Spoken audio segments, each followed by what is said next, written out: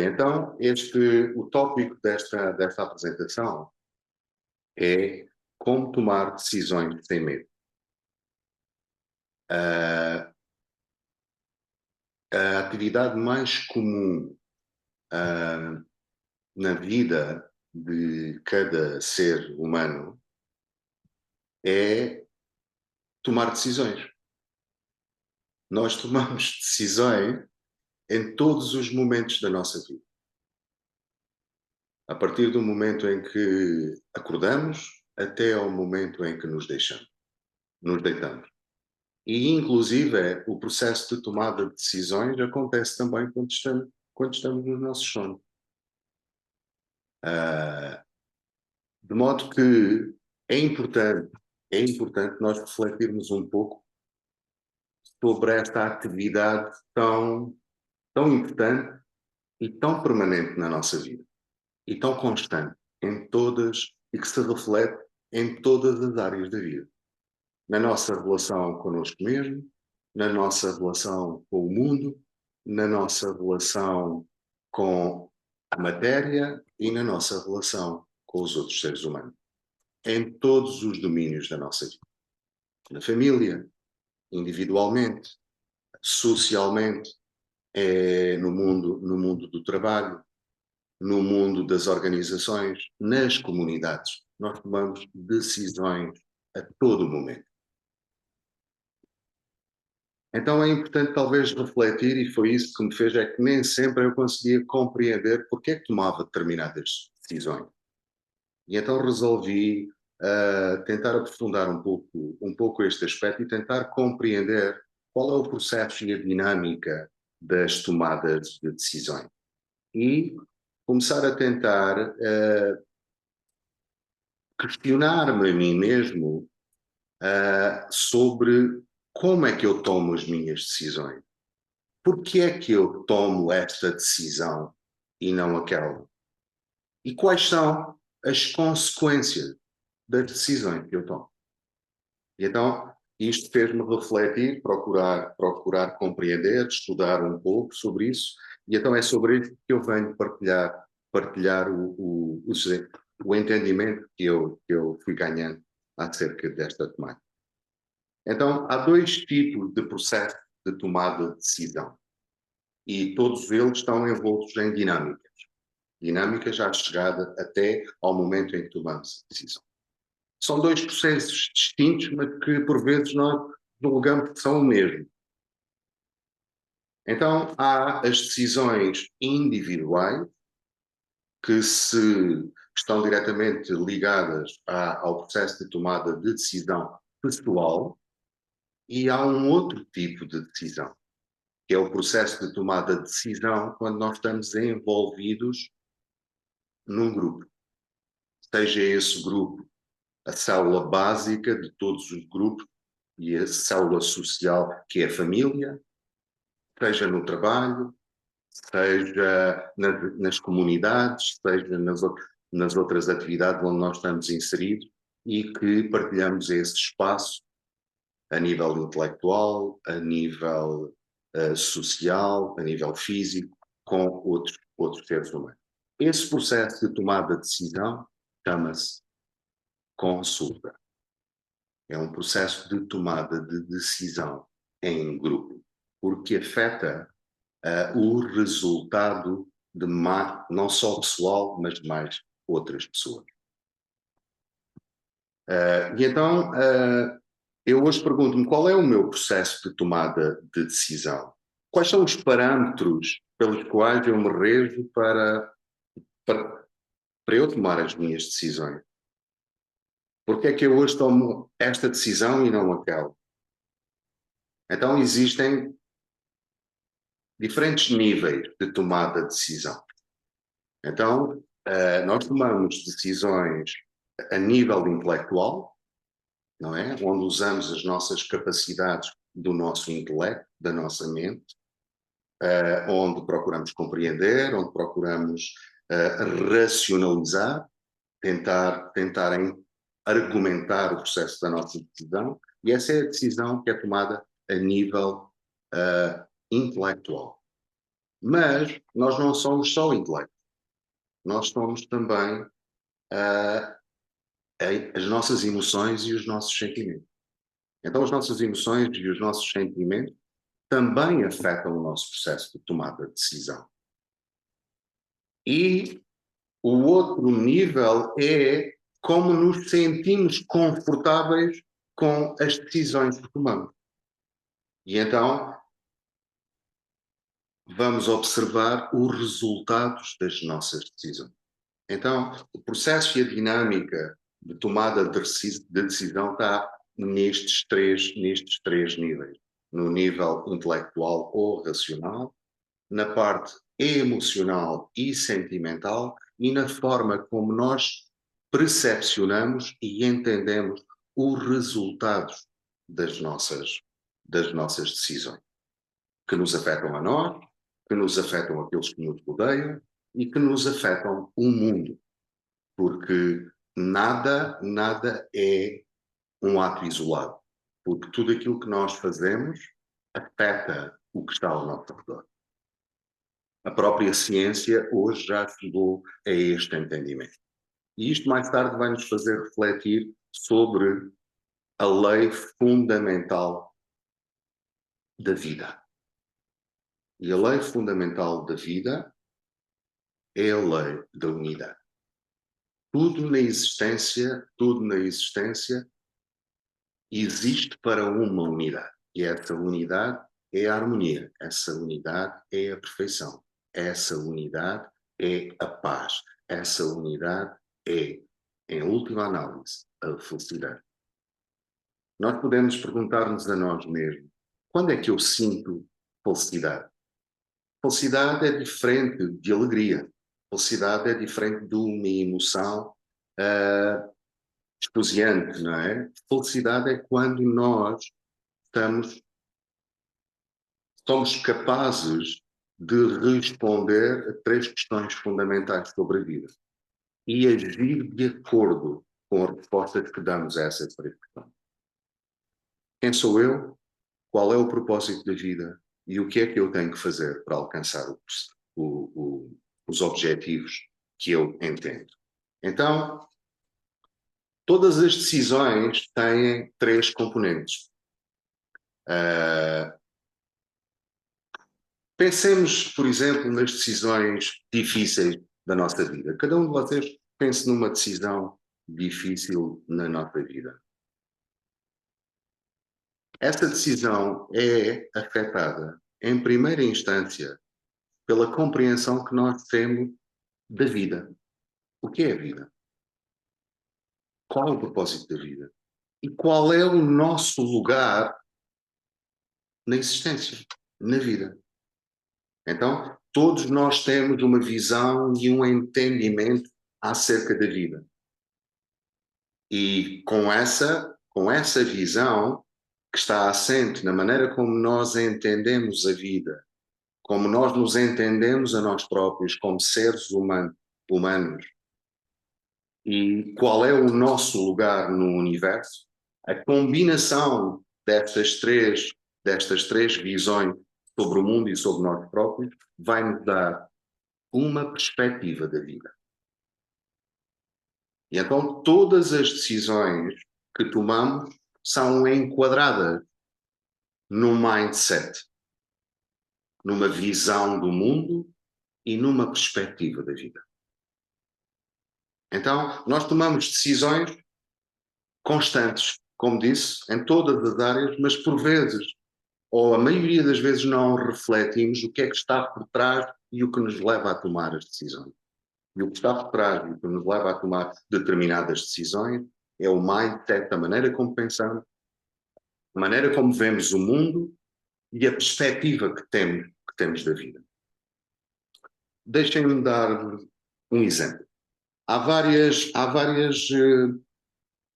mindsets que diferentes pessoas têm. Imaginem uma pessoa medrosa, uma pessoa que vive constantemente num mindset afetado pelo medo. Como é que essa pessoa vê o mundo? Essa pessoa vai ver o mundo de uma forma ameaçadora. de uma forma perigosa. É onde as pessoas e os outros são perigosos. Então, as decisões que nós tomamos assente neste mindset vão no sentido de proteger-nos, de nos protegermos perante a vida e as ameaças que a vida nos toma. Este tipo de mindset é um mindset limitante, que nos limita às nossas interações com os outros, porque olhamos para o mundo, olhamos para o que está à nossa volta como uma ameaça, como um perigo. Então, a nossa atitude é proteger-nos e, de alguma maneira, isolar-nos perante as ameaças. E isto significa que nós não pomos ao nosso serviço e ao serviço da nossa existência a totalidade das oportunidades que a vida nos concede. Ok? E vivemos numa postura onde procuramos ter sempre essas pessoas que vivem com esse mindset de desconfiança, de estar sempre com as costas encostadas à parede, porque pelo menos da parte de trás ninguém nos ataca, é a parede que está lá para nos proteger. E desconfiados porque vamos na rua, alguém nos dá os bom dia e nós pensamos, mas este indivíduo está-me a dar o bom dia, porquê? Ou alguém tem uma palavra amável para connosco e a gente pensa, mas porquê é que este indivíduo está a falar comigo? Certamente todos nós já encontramos pessoas que agem desta maneira. Então, este tipo de comportamentos estão diretamente relacionados com esta visão, com este mindset, que é influenciado pelo medo. Mas há outros mindsets. Há um mindset, por exemplo, de que eu sou o dono do mundo, eu detenho a verdade, eu sou motivado pela minha verdade. E então este mindset é um mindset em que eu quero afirmar-me perante os outros. E ajo dessa maneira, ajo com orgulho, ajo com controle, ajo com a intenção de obter o poder para poder satisfazer a minha visão do mundo, ou que o resultado das minhas decisões seja aquilo que eu pretendo. Mas com esse mindset. É um mindset de eu e os outros, assim como o primeiro. Estes são os extremos desta visão limitante da vida e do indivíduo e das relações do indivíduo com o exterior em toda, em todos os elementos da criação. Pessoas, a própria natureza, a sociedade. Ok? No meio destas duas visões existem depois outras séries de visões, vários mindsets que estão nos intermédios. Numa maneira são mais medrosos, de outra maneira são mais orgulhosos e vão sendo medidos. Mas as decisões que tomamos podem ter estes dois extremos assente neste mindset. Ok? Então, essa visão que temos do mundo vão fazer depender a forma como nós decidimos. Tudo depende da visão que nós temos do mundo.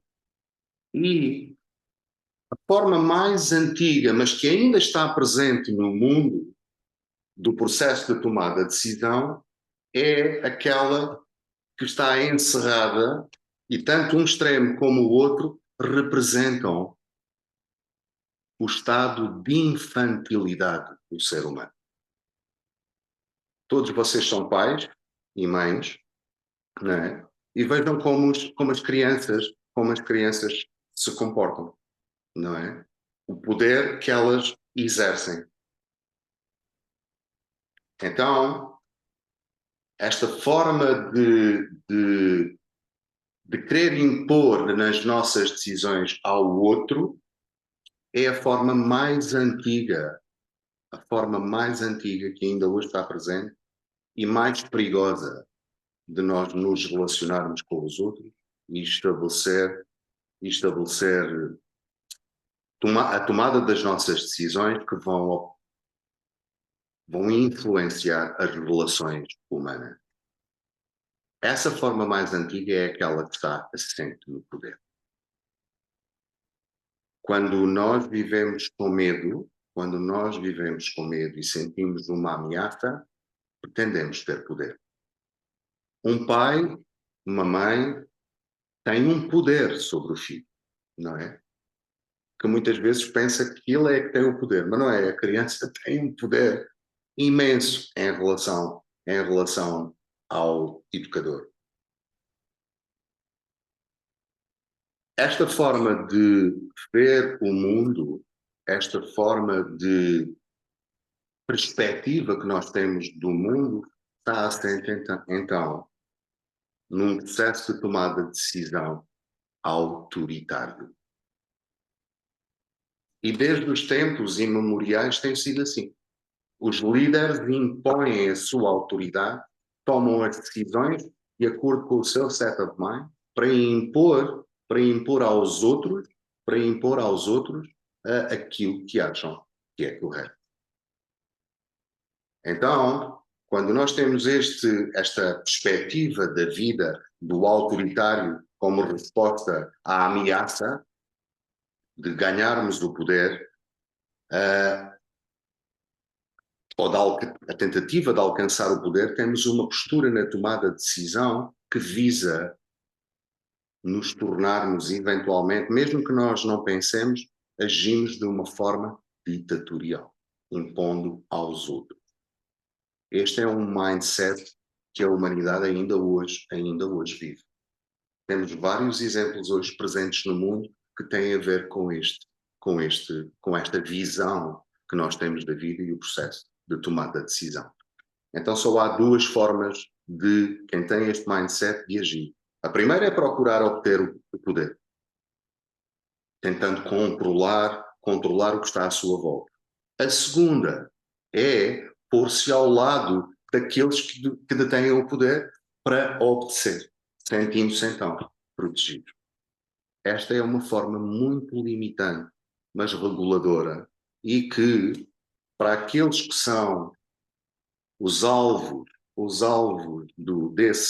dessa tentativa de poder, bem-vindo, João, faz com que eles se tornem seguidores. Tem de pensar. Então, voltando um pouquinho atrás, este mindset é aquele que vê o mundo como uma ameaça e vê o outro como um estranho. E então, a atitude que leva ao processo de tomada de decisão é para nos protegermos. E para isso precisamos de alcançar o poder. Isto existe em todas as realidades do mundo fenoménico e nas relações humanas. Através dos séculos, isto tem-se verificado em todas as áreas. Os homens procurando controlar as mulheres, os ricos controlam os pobres, a maioria controla a minoria, os que têm conhecimento impõem um conhecimento aos que não têm conhecimento.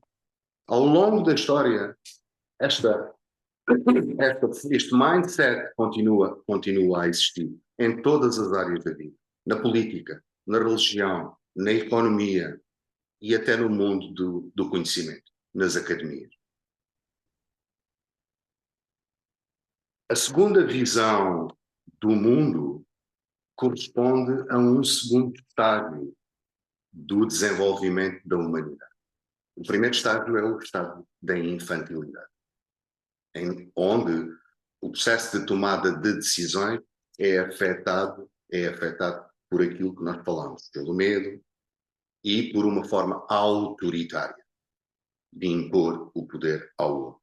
A segunda forma é uma evolução da humanidade. O que aconteceu há 200 anos atrás e é uma nova visão do mundo, onde aqueles que eram o alvo do poder, o alvo das ditaduras, o alvo da subjugação, se começaram a rebelar, entraram em rebelião e começaram a não aceitar essas formas de imposição de poder e autoritarismo.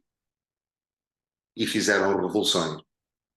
E estas foram a resposta àquela base que tinha como visão do mundo, a visão do mundo assente no poder. E esta fase corresponde à adolescência da humanidade. Mais uma vez, como vocês que são pais, vocês que são mães, veem a idade da evolução dos vossos filhos e quando eles chegam àquela idade da adolescência onde começam a sentir poder, eles começam-se a rebelar com as formas autoritárias. E aquilo que o pai e a mãe diz já não faz sentido.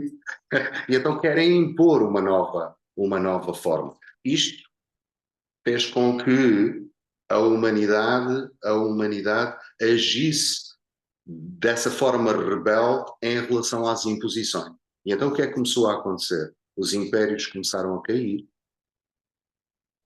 a escravatura, o fim da escravatura foi abolida, as mulheres encetaram um movimento de libertação, as pessoas deixaram de acreditar na religião e por aí fora. As pessoas rebelaram-se contra a autoridade instituída. E então criaram uma nova forma de agir. Mas qual é o set of mind que está por trás desta atitude? É um set of mind do indivíduo contra os outros, de criar algo de novo. E isto faz com que nós passamos a viver no mundo e a encarar o mundo como uma selva. E qual é a lei da selva? A sobrevivência dos mais aptos. E para a sobrevivência dos mais aptos, passamos a tomar decisões na base da competição.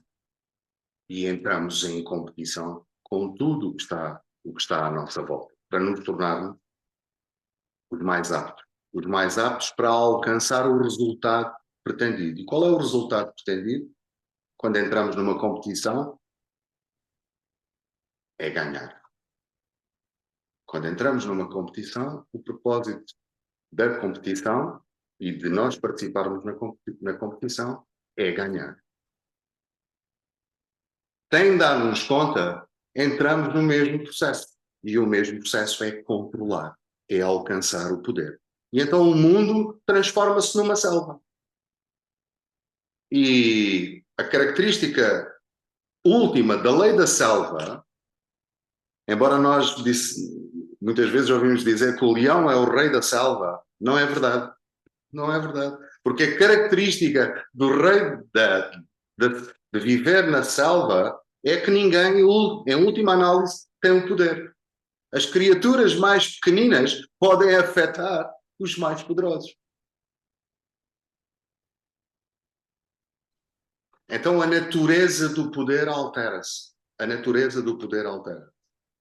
E as condições do poder são distribuídas de outra maneira. Passam a ser distribuídas de outra maneira. Mas essa atitude pode ser ativa ou passiva. Exemplo. Como é que uma atitude passiva pode afetar estas relações humanas?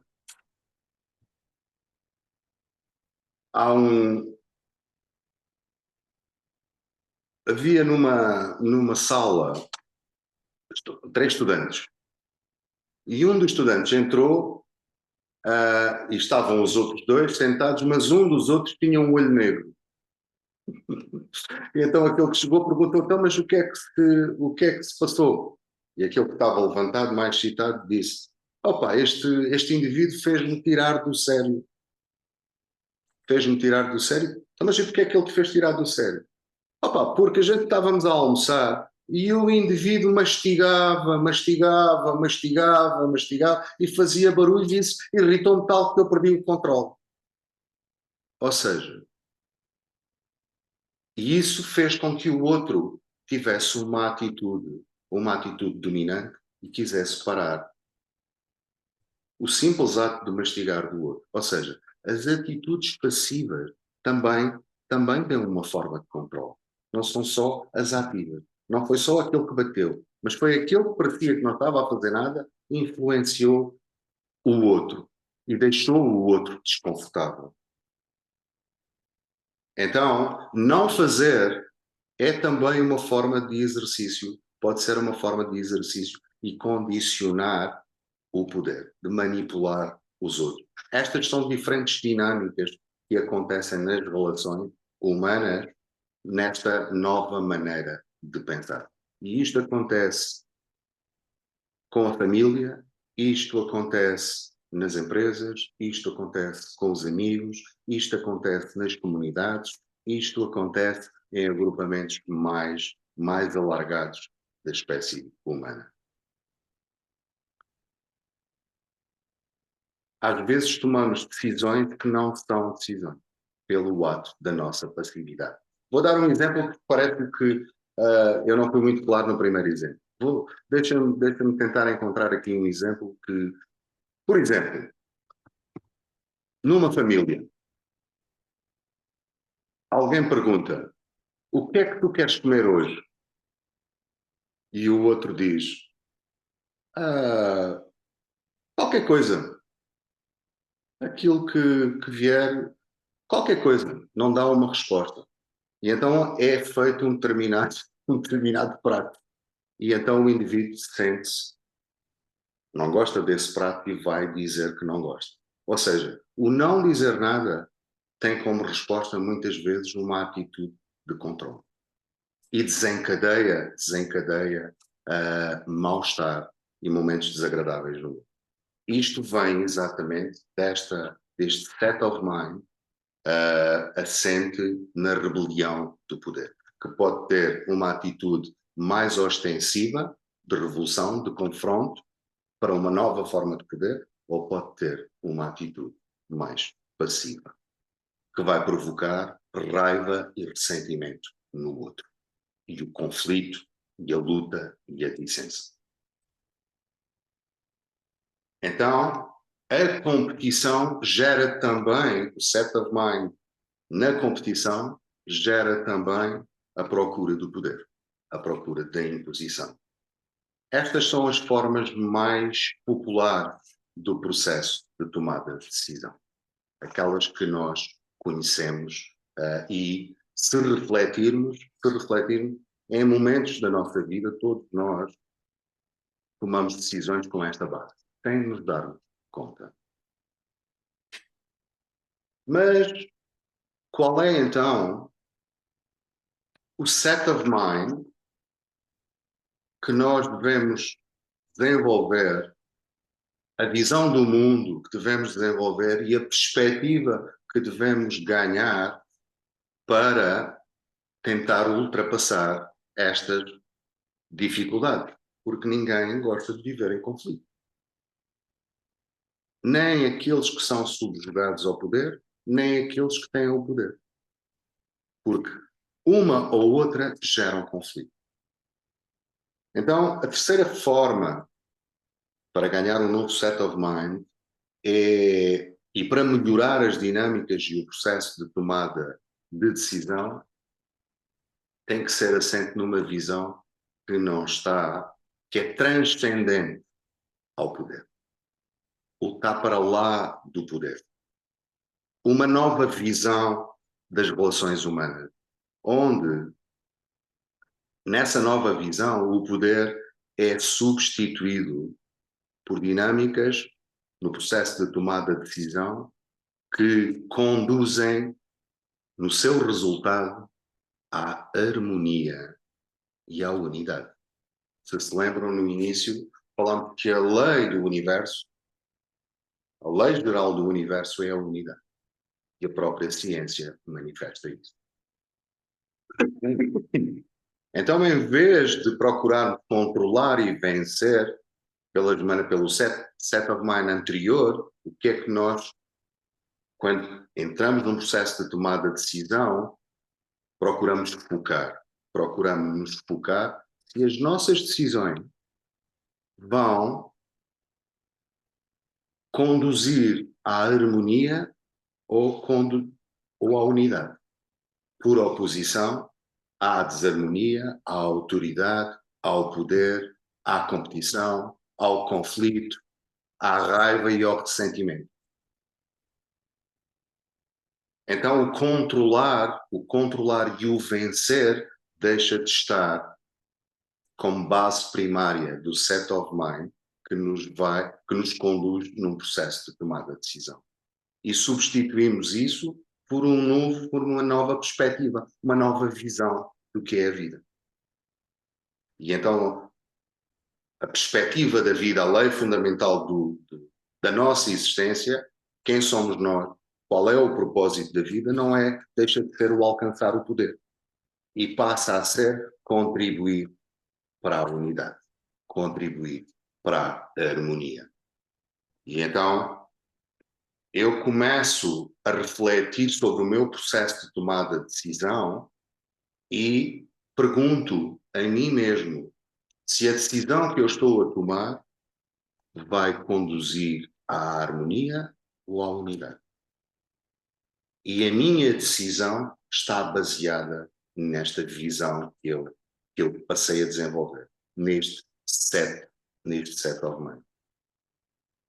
Esta visão é um set of mind das pessoas maduras que já atingiram, e todos nós aqui já atingimos alguma maturidade. Então, quando tomamos decisão, estas decisões elas já vêm alicerçadas nisto. Já não é no querer impor, já não é no querer ganhar, já não é no querer competir, mas é sim saber que a decisão que eu estou a tomar vai contribuir para a melhoria do mundo, para a melhoria do meu semelhante, para a melhoria das circunstâncias onde eu me encontro e para a melhoria das relações humanas que eu estou envolvido. E com esta perspectiva, a relação de poder deixa de estar como o centro do processo de tomada de decisão. E o resultado essa anterior forma de ver o mundo e de me ver a mim, faz e conduz, em última análise, à guerra. À guerra e à dissensão. Guerra na família, por ser autoritário ou por ser rebelde. Guerra nas empresas, guerra nas comunidades, guerra nas minhas relações com as outras pessoas. Então, precisamos de desenvolver e aprender a tomar decisões com o set of mind mais apropriado que conduza à harmonia e à unidade. E qual é a força, o drive desta lei universal? É o amor. O amor é o drive universal, por oposição ao poder. No poder não há amor. Quando quem se quer apropriar do poder para impor, não age com amor, age com autoridade, age com autoritarismo, age de uma forma ditatorial.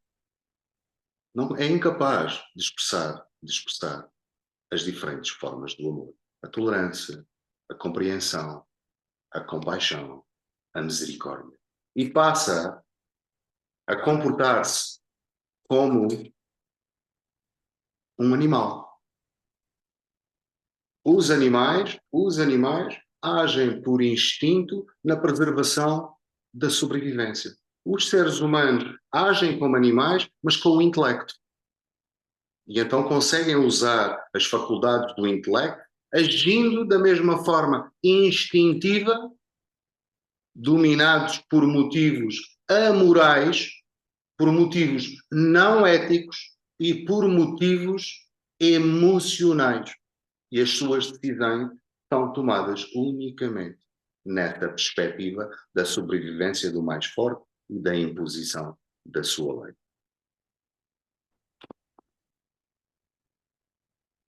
toda e qualquer decisão que nós tomamos tem que ser dirigida por um propósito. Eu tomo uma decisão para quê? Qual é o propósito que eu tenho? É o poder, o controlar, é alcançar e obter obediência ou seguidismo do outro, ser mais competitivo nas relações humanas e desenvolver esses mecanismos de controle para que eu possa alcançar a posição de poder para deixar de me sentir ameaçado?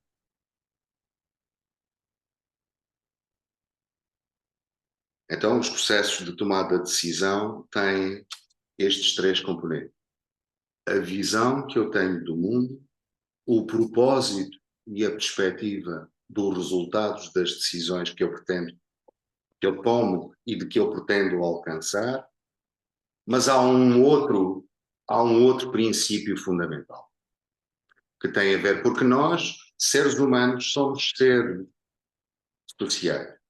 Mas para além de ser seres sociais, somos seres morais. E a moralidade é aquilo que está bem, é o caminho do bem. E todos nós queremos, ao tomar decisões, que elas sejam boas, que elas sejam reconhecidas como boas pelos outros. Faz parte do instinto natural. Mas se ele é deixado ao livre-arbítrio destas duas maneiras de ver o mundo como uma ameaça e o mundo como uma selva, então nós vamos esquecer que existem princípios morais. Porque os nossos objetivos, não importa quais sejam, não vão estar associados a limitações e restrições. Mas o uso do intelecto vai encontrar formas de racionalizar, de controlar o outro para aquilo que eu quero decidir. Fora de princípios morais e éticos. E nós olhamos hoje à nossa volta e qual é o grande problema do mundo? É que o homem não acredita em princípios morais e éticos. É incapaz de os praticar. Principalmente onde existem posições de poder. As pessoas, um exemplo, política faz parte, é a procura de gerir o bem da comunidade. Todos os políticos apregoam esse princípio moral, mas o objetivo é alcançar a política, alcançar o poder e permanecer no poder, seja de que forma for. Não há moralidade e não há ética. Vejam ao ponto em que chegamos que nas sociedades ocidentais mais desenvolvidas, aqueles que são os representantes do povo, num governo democrático, estão constantemente a ser presos. Estão constantemente a ser presos. Porque roubaram, agiram de forma amoral e o set of mind do povo é exatamente o decidivismo. Daqueles que têm a maior capacidade. Porque têm medo. Têm medo. E então há duas formas. Ou se rebelam, por exemplo, nós estamos a ver agora na nossa sociedade um exemplo em termos políticos disso. É o Chega. O Chega está, o próprio nome diz Chega. Chega é um ato revolucionário. Chega disto e daquilo. Mas como? Mas como está, de alguma maneira, não fundamentado em princípios ético-morais, de alguma forma ele vai agir da mesma forma que os outros. Então, neste novo set of mind de evolução e crescimento e desenvolvimento do ser humano, que é diretamente proporcional ao desenvolvimento da própria humanidade, desde a sua fase de infância à sua fase de adolescência, à sua fase de maturidade. Nesta fase de maturidade, o homem maduro é capaz de pensar sobre o resultado e as consequências da sua tomada de decisão. Já não reage por impulso, já não reage motivado para a obtenção do poder, mas já não passa a ser uma visão dele contra os outros, mas uma visão que busca a unidade, busca a harmonia, busca a paz, por oposição ao conflito. Queridos amigos, isto foi apenas uma pequena amostra das raízes do processo de tomada de decisões. Numa outra masterclass que eu vou desenvolver a seguir, eu vou procurar dar com mais minúcia a forma como nós desenvolvemos estes mecanismos e estes processos de tomada de decisão. Muito obrigado por me terem escutado e agora abro o painel para vos ouvir e para questionarmos uns aos outros sobre aquilo que ouvimos e aquilo que vocês queiram dizer. Muito obrigado.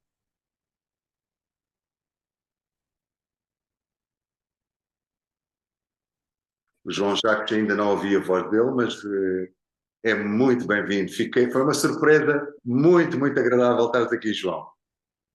Boa tarde, é a primeira vez. Obrigado, obrigado. Amigos, agora é as questions R&Q. Vocês quiserem, se quiserem falar um pouco sobre o que tivemos a ouvir. Pedro, não te consigo ouvir.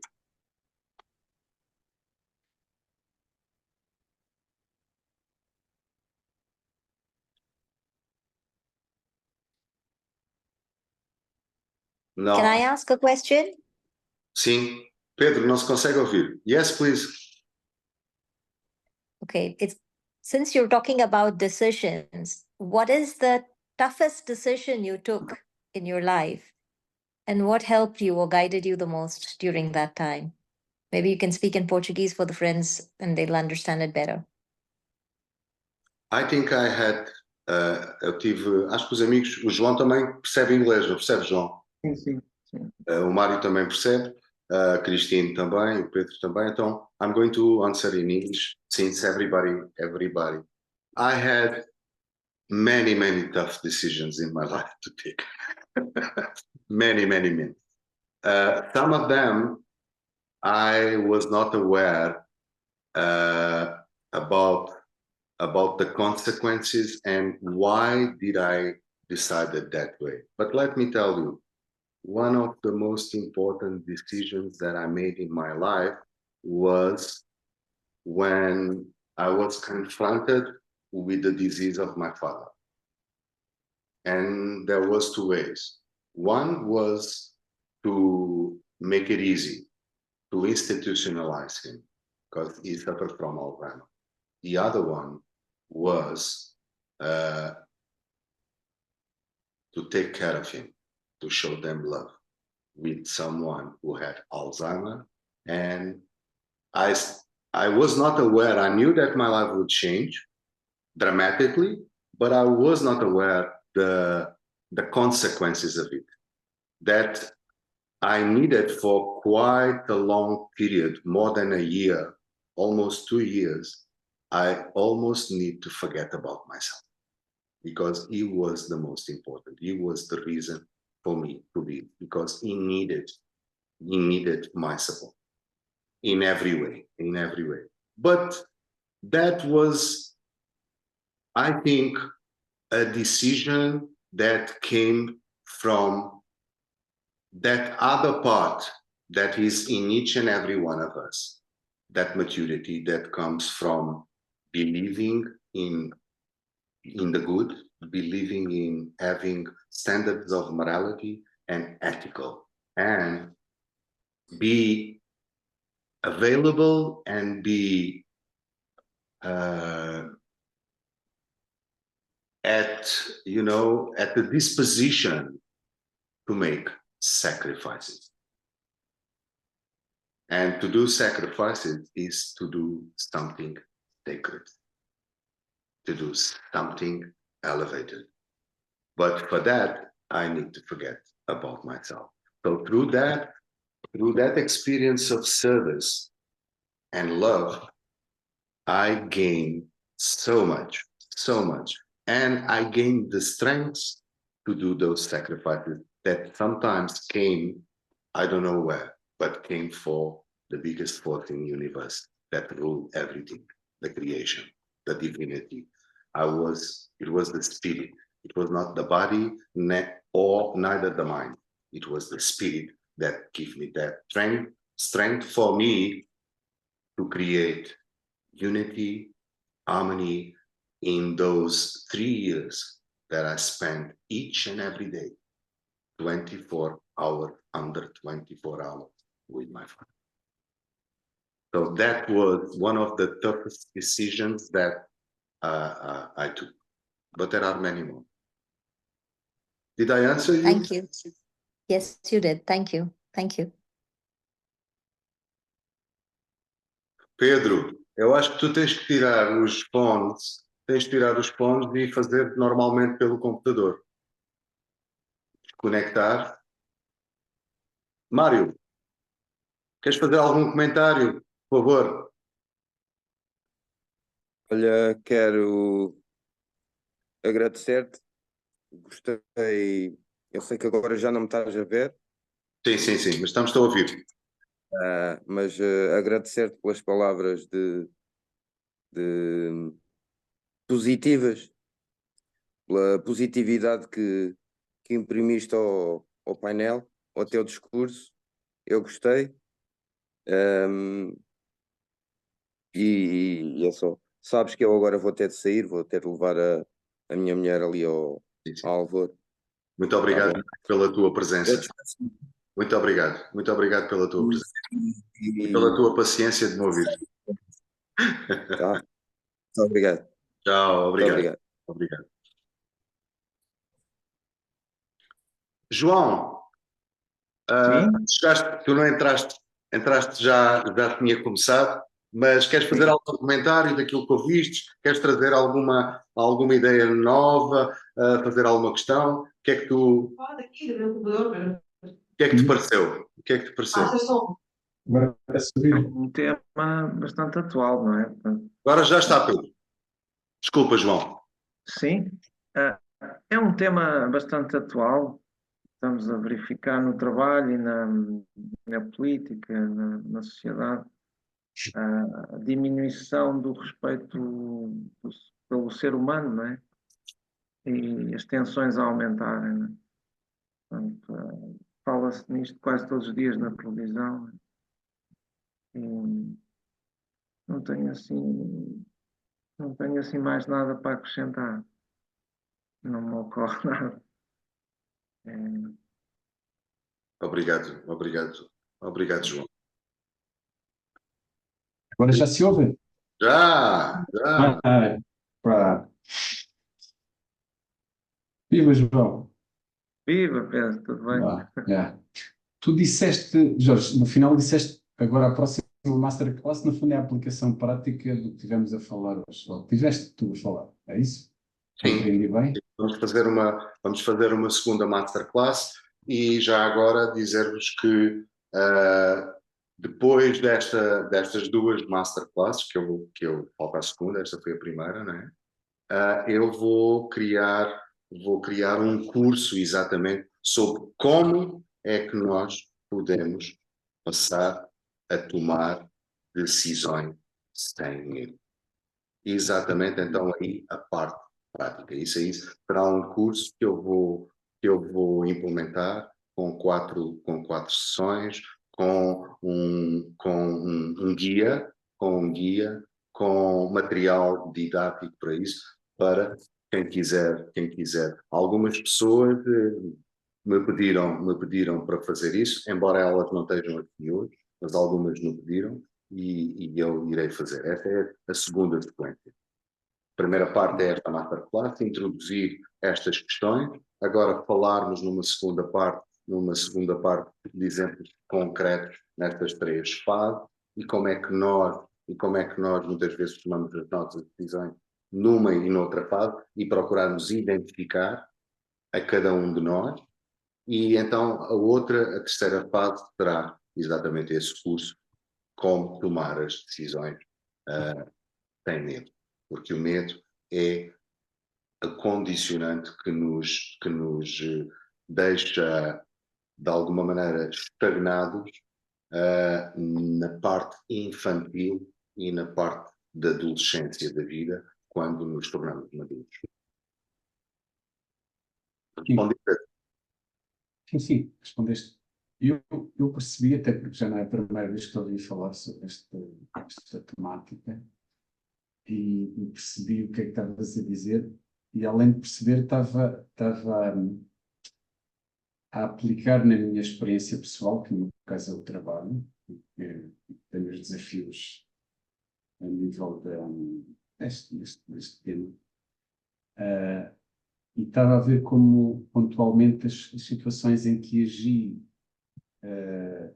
como tu aconselhas, ou seja, a questão de aplicar o amor, da tolerância, das várias formas que tu falaste, tolerância, compaixão, misericórdia, vi como realmente isso dava resultados. Agora, e também percebi que, embora veja os resultados positivos, depois não consigo ser consistente e fazer isso com consistência de maneira a chegar a um estado em que realmente depois a coisa é permanente. Por isso é que fiquei curioso para ver qual é a parte prática que tu vais dizer, porque para mim a parte teórica eu acho que entendo e claro que concordo com ela. Agora, pronto, falta só colar a teoria com a prática. Pedro, Mas de uma forma consistente, percebes? E isso é que acho que estou super interessado em fazer essa dinâmica. como tudo o que é, eu dei aí, abri a porta para a parte prática, que começa com uma mudança de visão, uma mudança de perspectiva e uma mudança de atitude. E essa mudança de atitude e de perspectiva e de visão começa comigo a fazer uma pergunta a mim mesmo sobre a decisão que eu quero tomar, se o resultado dessa decisão vai conduzir à harmonia ou à unidade. Ou se, pelo contrário, vai conduzir à dissensão, à procura de ganhar poder, ascensão, controle sobre o outro. A maturidade, o estado maduro, põe isso de lado. Isso deixa de ser o importante. O importante é a tomada de decisão que eu tomo, que vai afetar o que está à minha volta e contribuir através da energia do amor e da minha expressão, do meu caráter, das minhas palavras e do meu comportamento, vai contribuir para a harmonia ou unidade. Esta é a unidade de medida. Esta é a unidade de medida. Eu diria, só acrescentaria aquilo que eu digo, ou a consciência que eu estou a tomar, é algo que a palavra que tu não utilizaste, mas é querer fazer a minha vontade. Mas é uma forma de poder, ou seja, não é que eu queira, a pessoa em si não tem consciência que quer o poder, mas sabe que quer fazer as coisas como ela acha que é bem, mas no fundo é impor a sua opinião, impor a sua vontade. Impor a sua vontade, no fundo, é querer ter o poder, é querer que as coisas aconteçam como ela quer que seja.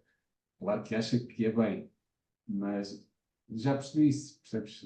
Mas realmente, quais são os passos práticos, mas na percepção de uma coisa substancial, uma coisa que ande para a frente e já não volte para trás, percebes? Pois isto é um trabalho que até agora o que eu sinto é que dou 2 passos para a frente, mas depois dou 1 passo para trás. E a coisa ainda não é, isso não é suficiente. Tens que andar sempre para a frente. É muito importante o que estás a dizer. Eu não vou abrir mais, não vou falar agora sobre isso, porque isso vai estar. Mas eu também abri a porta através do exemplo que eu dei à pergunta que a Arden formulou. Sim, sim, sim. em termos das decisões mais importantes para ti. Sim, sim, sim. A consistência vem do novo set of mind de que para alcançar uma coisa maior eu tenho que largar uma coisa menor. E para isso acontecer, eu tenho que estar disposto a fazer sacrifícios. E o sacrifício é tornar sagrado. Tornar sagrado é tornar próximo do que é divino. O que é divino é a expressão do poder, da beleza, da unidade e da harmonia.